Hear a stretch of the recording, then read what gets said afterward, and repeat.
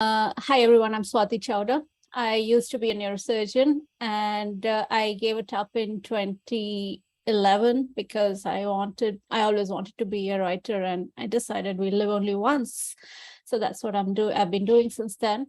I am primarily a fantasy and science fiction writer, more of a speculative fiction, actually, because I kind of write like a blend of everything.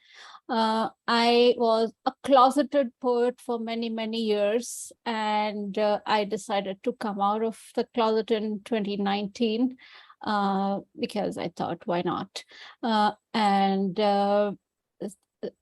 in 2019, I published 2 books of poetry. One was Love at the Speed of Light. That was poems that I actually written when I was a teenager and in my early 20s. And I edited them and illustrated them. And that was one book. And so it was mostly about coming of age love kind of a thing, but with space themes in some of them. And one of those poems actually won the Aurora Award next year.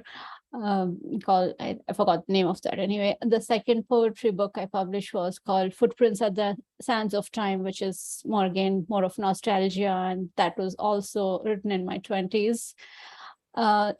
Publishing those 2 books actually got me interested in writing poetry again, and nowadays I'm more into nature and haikus and those kind of things while I'm working on my epic fantasy and humorous fantasy novels. But yeah, I still have imposter syndrome about my poetry, so I shall shut up now and let others speak.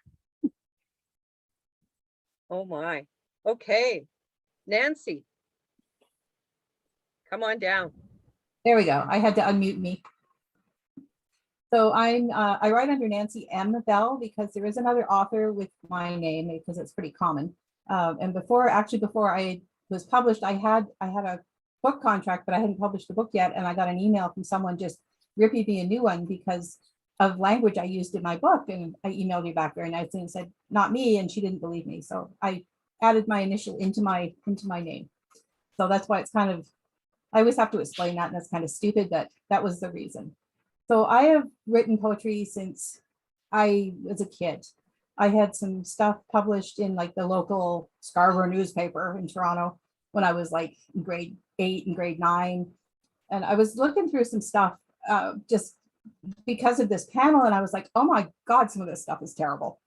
But I have to cut myself some slack, I guess, because I was like 10 or 11, but still, it's really bad. And it will never see the light of day again, ever. I have 2 self-published poetry books. The first one's called Touchstone, and the horse on the front is actually my very first horse. And the first poem in the book is dedicated to him, and he was my touchstone.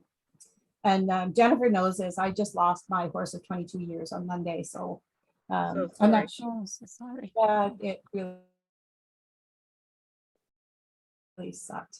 She got Potomac and went in. It was not a good situation, but she actually made the choice for me. She was ready.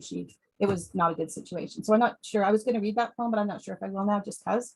My actual, what I'm really excited about is a gentleman in Cuba. He works with the Holguin University doing Canadian literature, and he published this book called A Shower of Warm Light. And he actually does a review of this book in it. So I was like super excited about that. And it just came out this year. So I was super excited. That's my last claim to fame. And I think like Swati, I think we all suffer from imposter syndrome at some point. Except maybe Wakefield, he's pretty awesome. He's a hard act to follow, let me tell you. Well, that's why he's just going to have to wait a moment more. Sandy, come on down. Thank you, Nancy. Yeah. Okay. I write mostly as Lee F. Patrick, but my first published poem was actually under my own name way back in 1998, just a few weeks ago. Why did I start writing poetry? Well, I'm of Celtic descent, both from Ireland and Wales, so I was interested in the culture of my ancestors. During my 15 or so years in the Society for Creative Anachronism, Middle Ages as it should have been, not necessarily as it was. I found various sagas and poems, and I really liked the idea of 2 or 3 lines that are the same and the last line is a different style. So I started writing some, and it was the first one that got published. Now, goodness only knows what happened to it, a magazine called Antrives More. And I kept writing them and kept going, yeah, well, I might send some out eventually. Well, I finally did to Polar Borealis, run by Graham Cameron. And he's now published several of my poems and stories. And so I've been really happy doing that. And I was actually nominated for the Prix Aurora Award in Poetry in 2017 with actually a Celtic style horror poem, Shadows in the Mist. So yeah, I also tend to write the same thing in different versions. Like there might be a short story version, there might be a poetry version, there might be a novel or novel series version of things. So, you know, I just keep writing. Great. Wow, that's really important. You know, our heritage is one of the most important things we have. Wakefield, come on down. Hello, good afternoon. Warmest welcome to everyone. My name is Wakefield Brewster, and I'm a professional poet and spoken word artist. That is me in a nutshell. I am a professional poet and spoken word artist. I am not like the others in the group. I have nothing published. I have spent 23 years in love with poetry, promoting literacy, and hoping that I can make people fall more in love with language through the vehicle of poetry. But believe it or not, nothing written. I've been in, I think, about 4 anthologies. I've had a piece in 4 anthologies over a quarter century. I think at this point in my career, and I can finally call it that, I should use that leverage to finally get a book together. So that, of course, is weighing heavily on my mind like an anvil. But it's one of those eustress situations. I'm feeling great about the anxiety of finally having a lot of leverage and opportunity to join the ranks of the others in the room and put a collection of my poetry together. I have a small business called Page to Stage Productions, where I really handle everything poetic, from the creative process of writing to the performance aspect of getting up there and mastering soliloquy, essentially. However, it's time for me to just lay out cut out a niche out a little collection of works that the world may refer to and know, hopefully appreciatively, as mine. Wow. As always, you just floor me. It's amazing. So we all have very, very different backgrounds, and this actually makes this panel incredibly strong and diverse. So one of the first things I want to say is that like Nancy, I'm somebody who's been writing poetry since, I don't know, junior high, and I got a couple poems in each school yearbook, and then I kind of put it all away, and I journaled and journaled and journaled from 1984 up until current. I'm still journaling, but I also started writing poetry. I even got myself a little book I stick in my purse and, you know, randomly just start writing. And sometimes I get what they call, I don't know, automatic writing, where you literally, you open your mind and it just flows into the page and you don't do anything. You're just like there.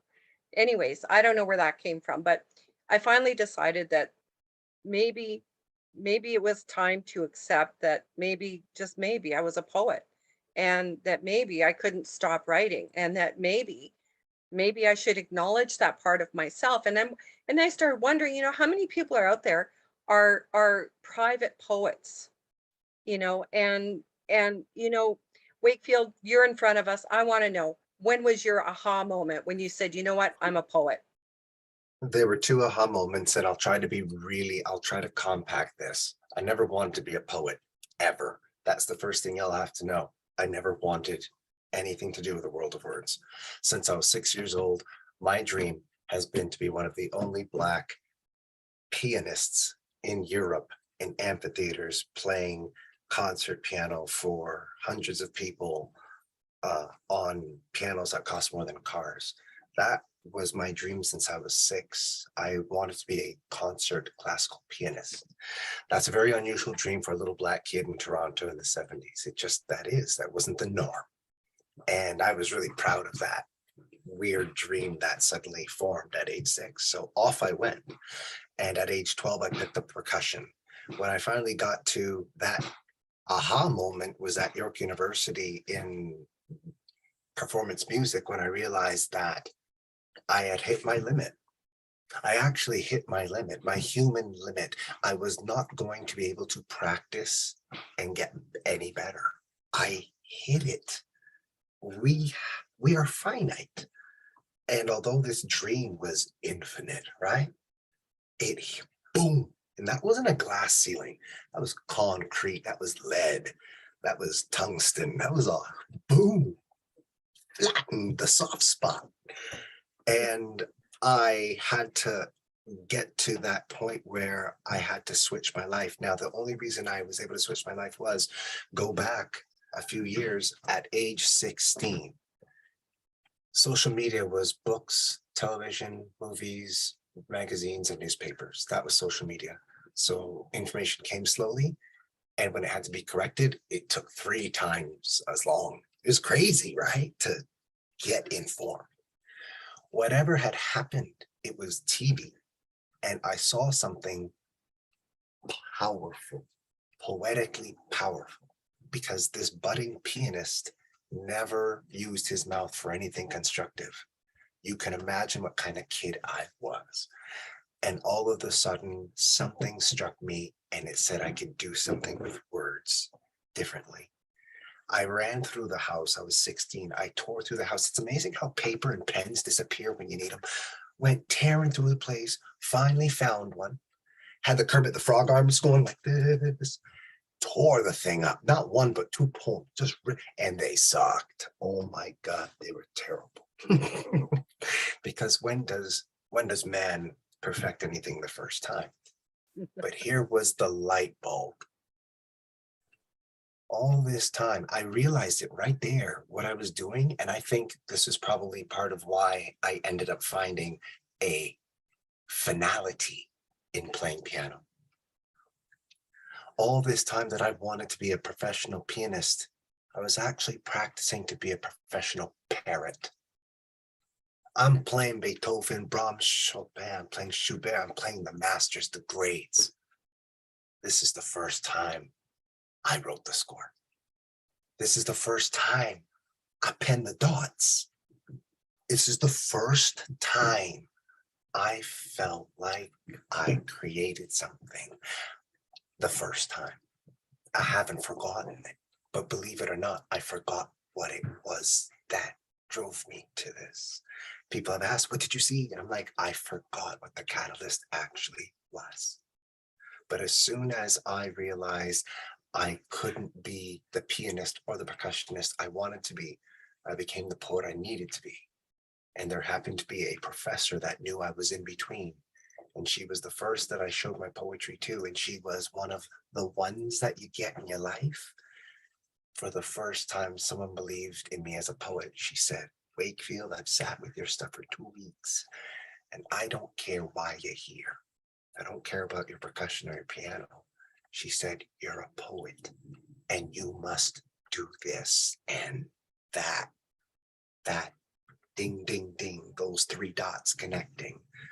Poetry discovering me so far back, me hitting a finite limit, and then finding someone who believed in me. That changed my life. And that trifecta pointed the way up into this world of words. It took some epiphanies and it took some encouragement for me to get where I am, a place I never even dreamed of. But I believe that I set myself up with the help of the universe. My voice has lots of melody. I can't sing. Don't ask me to sing worth a damn. but my voice has movement. And it's because I've worked with a piano, 88 keys. And I have razor sharp delivery. My timing is where I want it. I manipulate space and time. Rest in planetary peace, Nichelle Nichols. I manipulate space and time with words, and that's percussion. And yeah, as a professional rapper, I know how to deliver. So I believe that percussion and piano were setting me up for poetry. And I believe I am living the life that I'm supposed to. That's amazing. You know, I think I recall asking you guys to each bring a poem. So do you have a poem for us?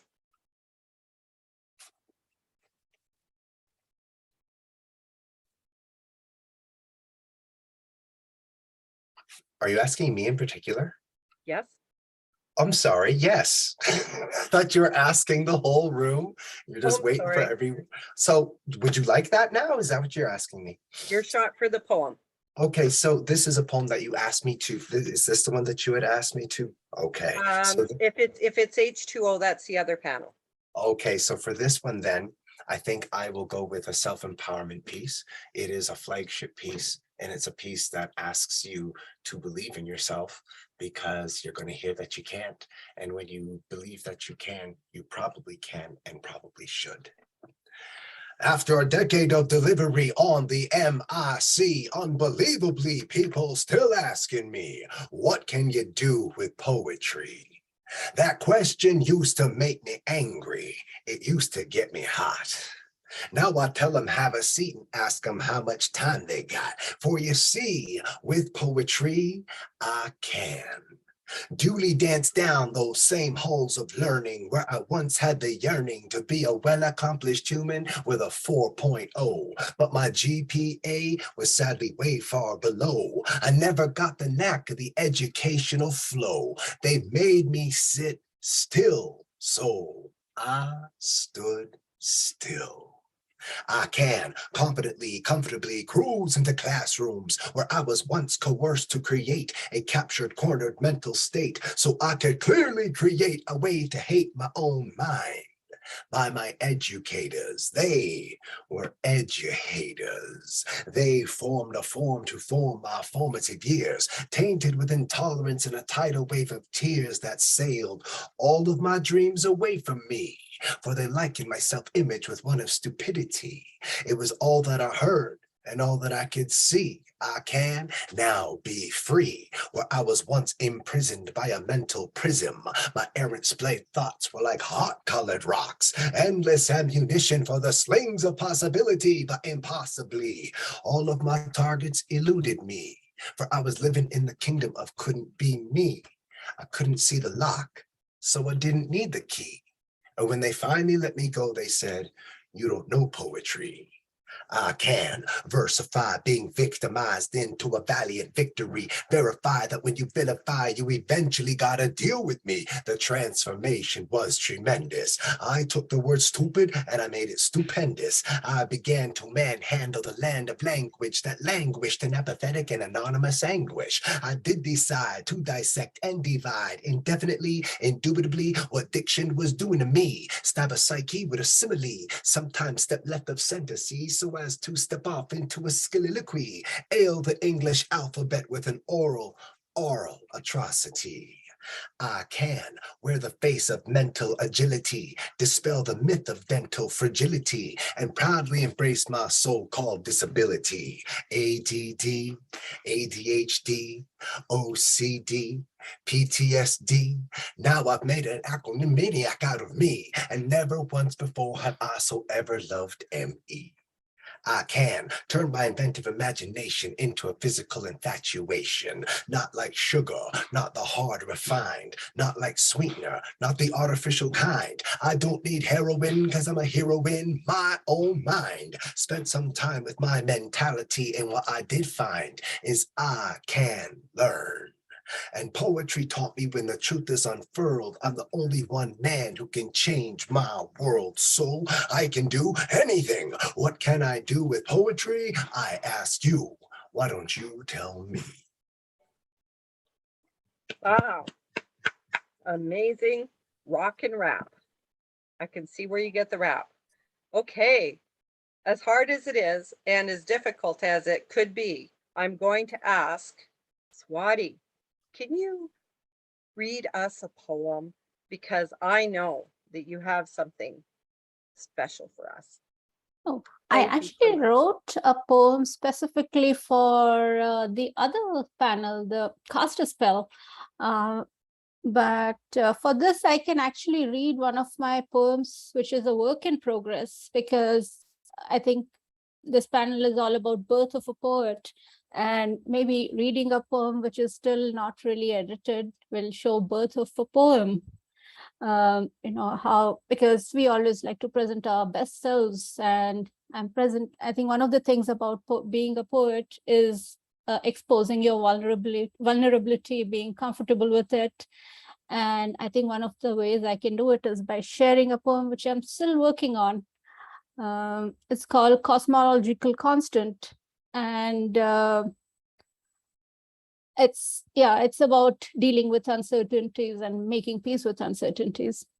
Okay. There's no such thing as a cosmological constant. Even Einstein erred when his instincts warred with data. But far out in the cosmic ocean, where waves and particles stumble and sway, far beyond the realm of everything and nothing, lost within the spaces between them, far beyond the prison bars and the chains of hard reality, there are shadows that stalk your dreams, drag you mind first into amorphous shadowland, out beyond the land of data and details. What then will be your milestones, and how will you decide what rock to anchor your imagination on? Unless you are intimate with mess, homogeneity, uncertain everythingness, where you have no data. That's it. I mean, it's still a work in progress, so kind of wordy and all, but well, I'm working on it. I love it. It's great. Has it got a title again? Tentative title of Cosmological Constant, but I'll probably change it once I'm done with it. So, with your process, I mean, we all have a different process, and obviously, and I just want to remind everyone here, what I don't really need to remind you, but maybe myself, is that there's all kinds of different kinds of poetry, right? So there's the kinds with cadence and meter, like what Wakefield just performed, and then there's, I tend to go into the really abstract.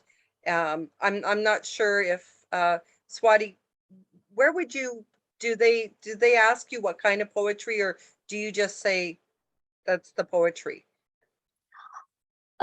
it depends. Like when I write initially, it's just poetry. Once I revise and edit, I am actually partial to how things sound. So for me, cadence is important, not necessarily formal meters or any particular form as such, but I do edit according to what sounds right to me, using various poetic devices. But all that comes at the revising and editing stage, not while initial writing. I think for me, initially writing, there are two things which are crucial. One is the raw emotion or the theme which compels me to write that particular poem, and then using imagery, which is basically emotion-laden imagery, emotionally charged imagery, which fits that poem. And those two things are kind of hand in hand always. So that's what I just want to get it out on the page when I first write it, which is the stage where this is right now. And when I do edit it, I'll be using, cutting out all the extraneous words, and you apply poetic devices where it seems right. Exactly. But that's not something you started with. When was your aha moment? What was it like? Like, what were you doing? Were you like as a neurosurgeon, and then you're like, no, I'm a poet, or did it happen before that? Like, was it when you were younger, before you became a neurosurgeon? I think there was never a time when I thought that I was not a poet. I always thought I was one. It was just a matter of spelling it out loud and showing it to the world, because my family and my community was very, very success driven. My family, everyone is a doctor or engineer or, basically one of those good professions. And I was a topper in my class, so I was expected to take up one of those. Like, I was actually pushed into medicine by my dad. And when I expressed, my teachers, both English, Gujarati, we had 3 or 4 different languages in our school when I studied in India. So all the language teachers, I was their favorite, and they used to encourage whatever I wrote.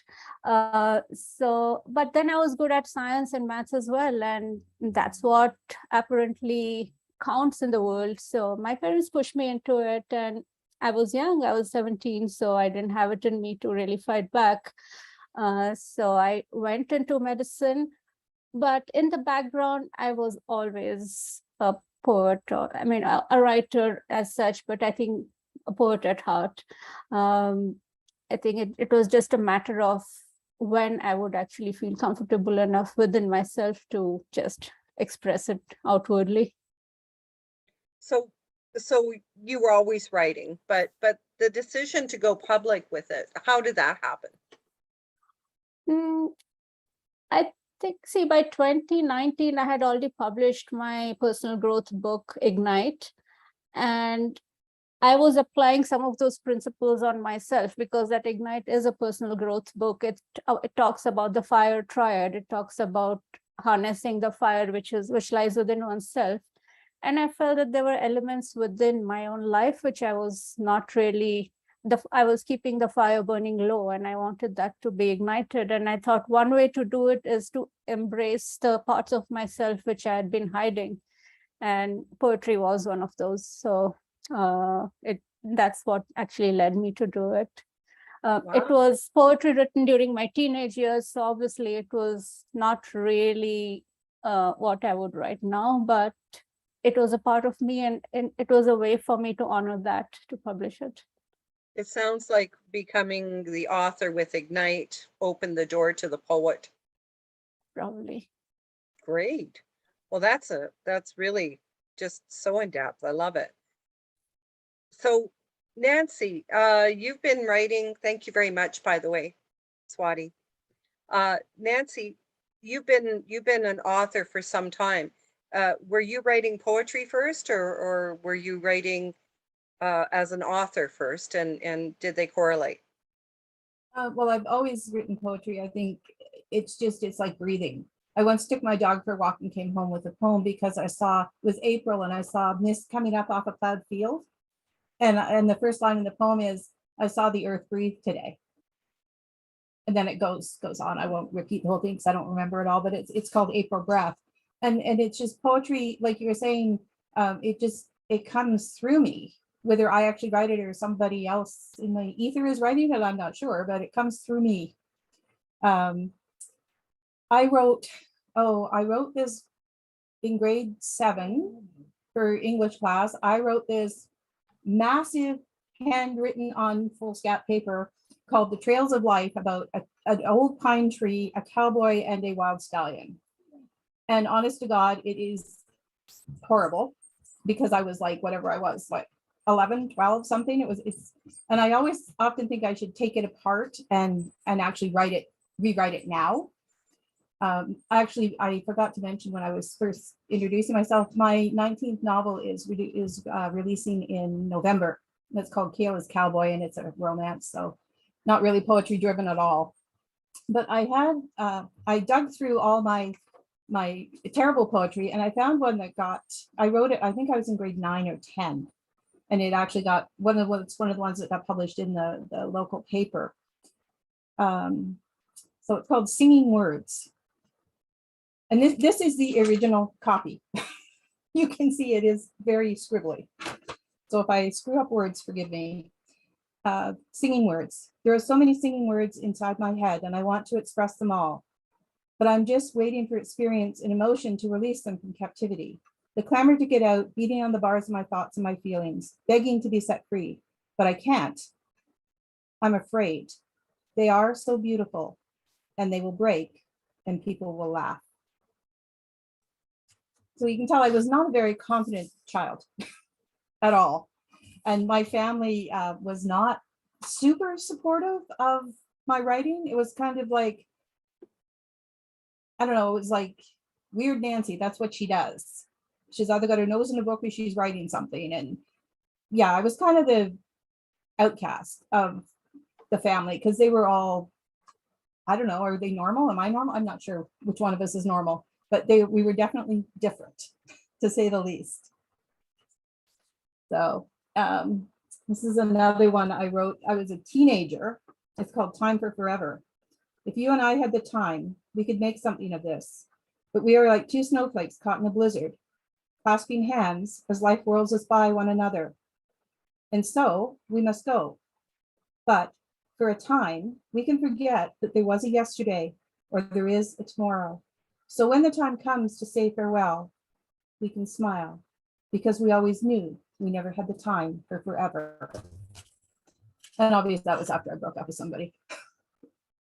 Aw. So it's just, I don't write long poems as a rule. Most of them are either concerned, I think poetry comes out of pain, or pain breeds poetry in a lot of cases. At least it did when I was younger.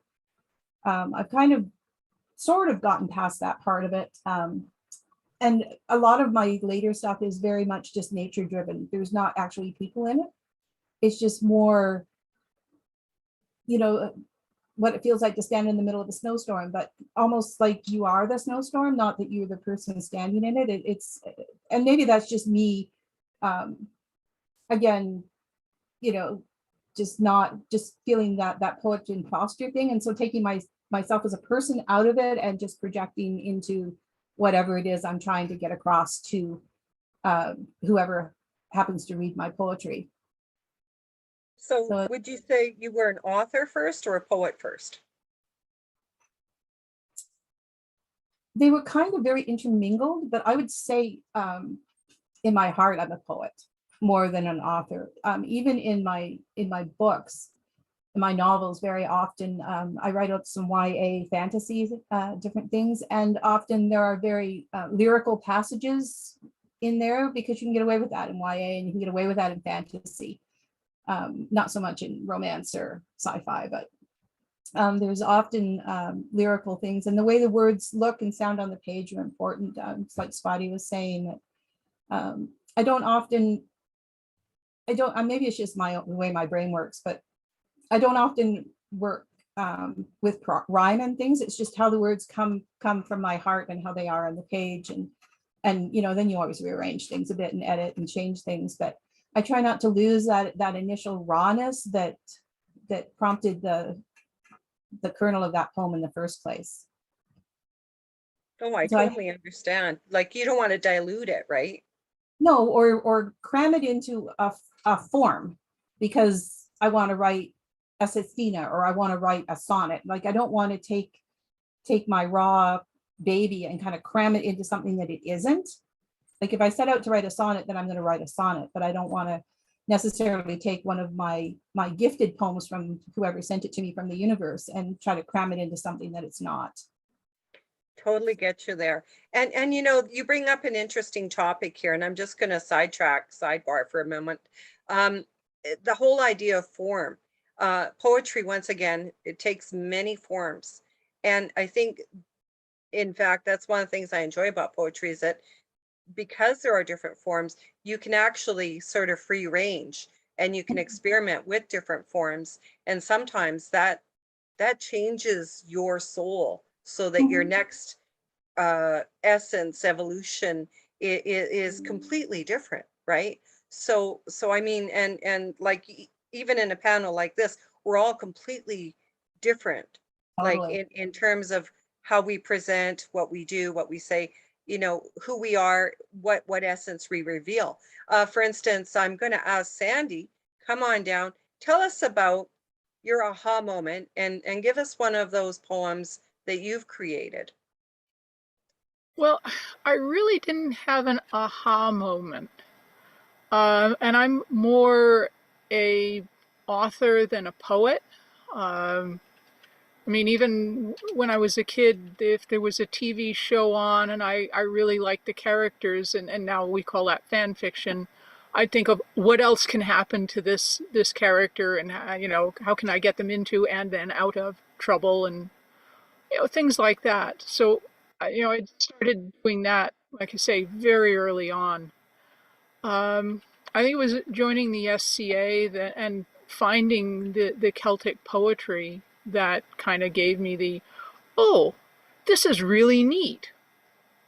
I wonder if I can do it, because I was also trying not just prose, but trying like a monologue. You know, I wrote a number of monologues because it was a different way of telling a story.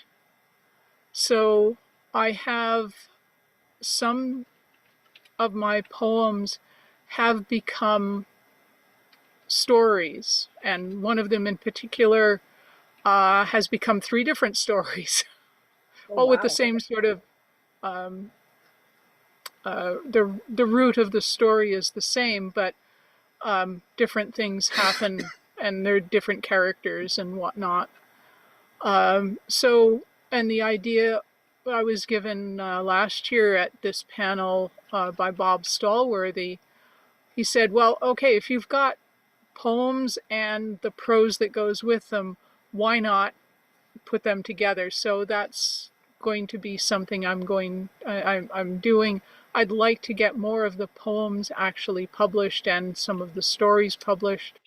In fact, one of the stories based on this particular poem called Hunts On, a story version is Ardal and the Forest King, which is going to be coming out very soon in Polar Borealis. So, Yay. so yeah, it's been a fun exploration. You know, using different styles of telling the story have different constraints and lead you to different places. So Do you have a poem for us? it's actually the first one I got published. It's called The Fir Tree. I am seedling, nestling under the thick snow. I am fir, growing with my kind in the wild places. I am green, fading never to brown. The seasons pass over me and I become tall and strong. I am feeling the wind as it blows through my needles. I am hearing the birds as they nestle in my branches. I am tasting the water as rain drips through to my roots. The sun shines down on me and I stretch upward to meet him. I am quiet, snow covering the ground around me. I am dozing, waiting for the promise of spring. I am stretching, bending to and fro in the winter winds. The moon and the stars watch, and our thoughts are of the cold. I am feeling my branches move, but the wind does not blow. I am hearing sounds, but the birds have fled. I am tasting water, but the earth is gone from my roots. The light I feel is not the sun, nor the moon, nor the stars. I am warm, but it is not the spring sun that awakens me. I am weighed down with small creatures, but they do not move. I am afraid, but there is no one of my kind to hear my call. Small fires nestle against my needles, but do not burn. I am feeling cold, and the snow lies trampled beneath me. I am hearing the wind mourning my passing as my needles fall. I am tasting death and the darkness that is not nice that surrounds me. For what purpose have I been brought to this end? So Wow. that was the first one I got published, and it was a pretty neat thing that actually came from a vision, a dream, and Oh, it was wow. like, which is one reason I do not have live Christmas trees. Okay. Well, that's fair. That's fair. Yeah. Thank you. Thank you for sharing. So, guys, I'm doing a time check. We're at 4:40.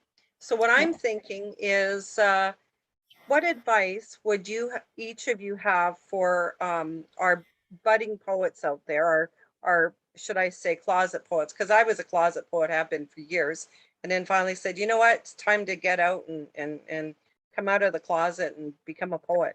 So Wakefield, what advice would you give to someone who's just discovering that they really are a poet? Well, I guess you need to do, I would say, 3 things. Number 1, you should be brave. Number 2, you should be prepared to engage the world with your poetry.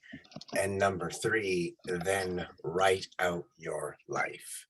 For instance, this poet laureate accomplishment, there was 5 before me. It's not like I tried one time. That's 10 years of going for it. In anything, I believe one of the most successful attributes to a successful person is grit. You've got to have some grit to accept that it won't be easy, that it will often be ugly, but man, the whole reward of the journey is quite beautiful. And if you're able to find your way to see mostly the progression instead of focusing on any destination, then this world of words is infinite. So again, be brave. 2, go out in this world. And 3, write out your life. Wow. 1, 2, 3. I love it. Thank you.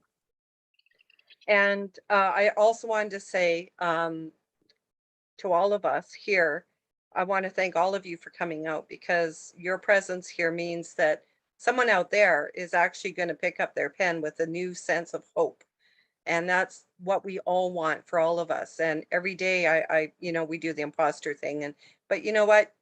You can fake it till you make it. And the point is you got to keep trying. So as a great example, Swati, you're an award-winning poet. What would you advise to somebody who's just now maybe sorting out that maybe they've been writing for years? What advice would you have? Couple of things. One thing is that everyone's journey is different. So don't look at what someone else is doing and feel compelled to follow the same path, because that might not work out for you. So just test out various things through trial and error, find what is right for you. The process is different for everyone. So it's fine to make mistakes along the way and course correct and keep course correcting as we go along, because that's the way we get there. Other thing is embrace paradoxes. We need to be brave enough to put ourselves out there and always keep writing and showing our work out the world. At the same time, we should know that there's always a way to get better. And I think, at least for me, I'm always trying to get better, whether it's with my poetry or with my novels or anything, because otherwise we just stagnate. So it's, even if it's experimenting with a different style of doing things or whatever, but make sure you're flowing like water, not a puddle. And there was one more thing I wanted to say, but I've forgotten, so I'll just pass on the mic. Okay. Wow, that's great advice, and I love the flowing like water thing, because I think that, essentially we want to stay fluid is the word, right? I mean, we're emotional creatures. We're mainly composed of water.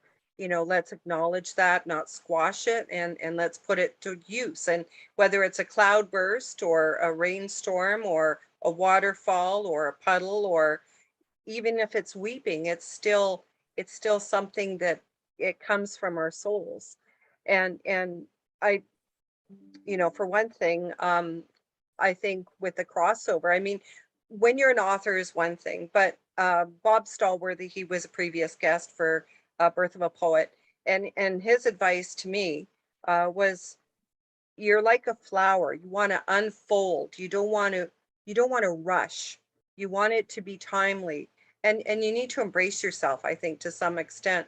Nancy, what advice would you have as somebody who's come across, starting as an author and then, sort of crossing over into the poet? What advice would you have for somebody who's struggling with becoming a poet? Well, first, like Wakefield and Swati both said, you have to be brave. You have to, I think the biggest thing you have to do is trust yourself. Listen to your heart, listen to your gut. Trust yourself. Just because somebody says it's crap or somebody doesn't like it, what matters is, do you like it? Do you like it? It comes from you. It is you.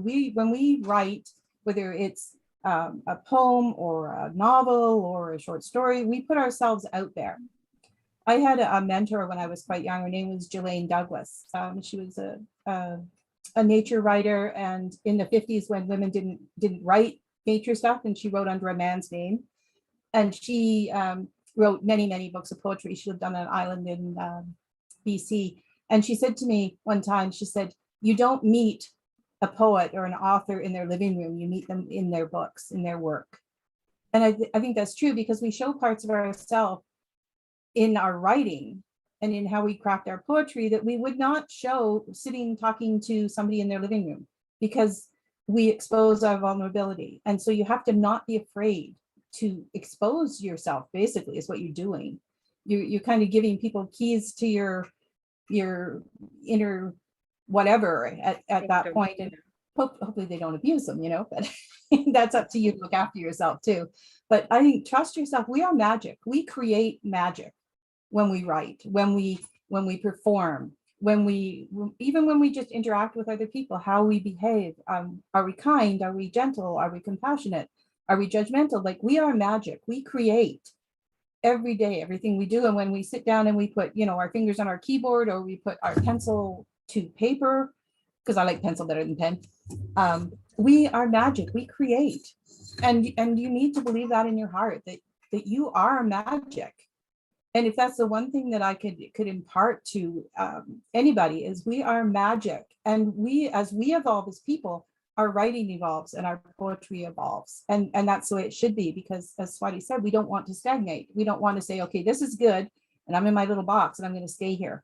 We need to keep evolving always, always, always, and enjoy the journey, and remember that you're magic.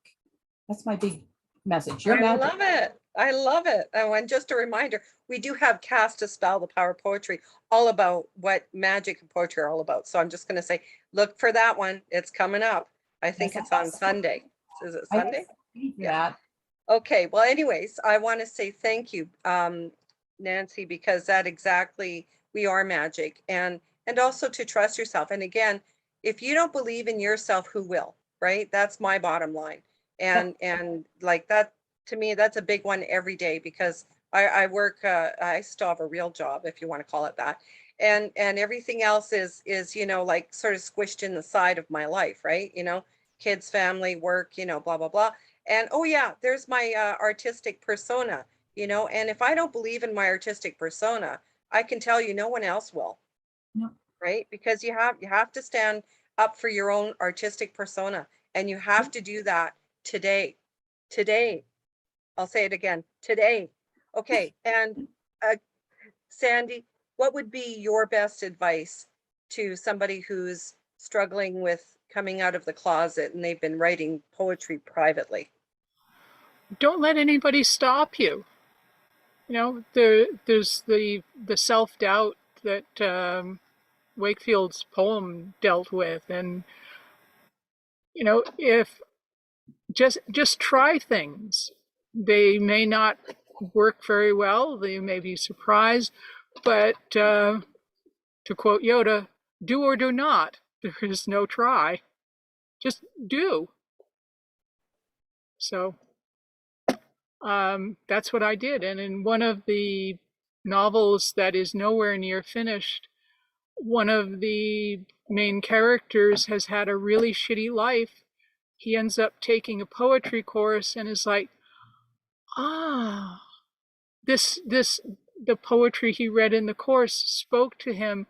So he started trying to write some poetry, which meant I had to write them from the character's point of view, which was really weird, but you'll hear one of those at the readings. But it's Oh, nothing yes. like the Celtic poetry, but it works for that character in that novel. So I gave it a shot. And there you go. And there it is. So be brave. Don't let anybody stop you, and do it today. Okay, so I'm going to say a wonderful thank you to everyone for coming out, and also huge thank you to our panelists for sharing. And from the bottom of my heart, I want to say for my own self, when I started on this poetry committee for When Words Collide, there was a wonderful woman by the name of Darlene Luca. And I was just somebody who wanted to help. I was just wanting to pitch in, and we started talking. And then next thing I know, I went and looked her up, and she was gone. Like, I mean, she passed away. And I struggled. So I just want to say that her goodbye message to us is be there for one another. It doesn't have to be perfect.